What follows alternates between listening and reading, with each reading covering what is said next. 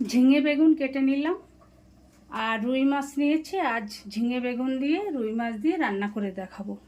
মাছে নুন হলুদ মাখিয়ে নেব। কড়াই বসিয়ে দিলাম, কড়াইতে দিয়ে দিচ্ছি সাদা তেল। মাছগুলো ভেজে নেব। তেলটা গরম হয়ে গেছে, এবার মাছ ভেজে নেব।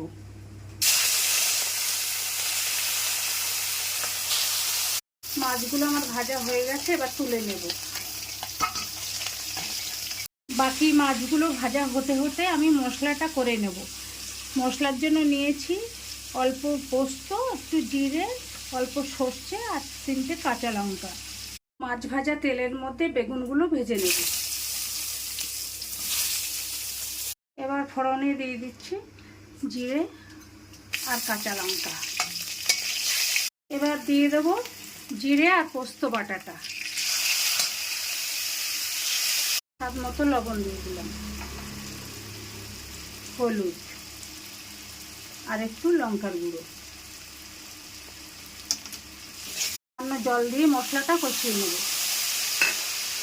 এবার ঝিঙেটা দিয়ে দিলাম।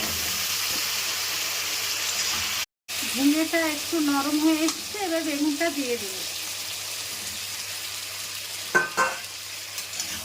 এবার গরম জল দিয়ে দেব। ঝোলটা ফুটে উঠেছে, এবার মাছগুলো দিয়ে দেব। যে সর্ষেটা বেটেছিলাম তার মধ্যে একটু কাঁচা সর্ষের তেল দিয়ে দিচ্ছি। এটা এবার দিয়ে দেব। এটার জন্যে রান্নাটা আরও দ্বিগুণ স্বাদ বেড়ে যাবে। ঝিঙে বেগুন মাছের ঝোল আমার রেডি। এবার ওপর থেকে একটু গোলমরিচ গুঁড়ো দিয়ে দিলাম। এবার নামিয়ে নেব। এইভাবে আপনারা বাড়িতে বানিয়ে খাবেন, অবশ্যই ভালো লাগবে।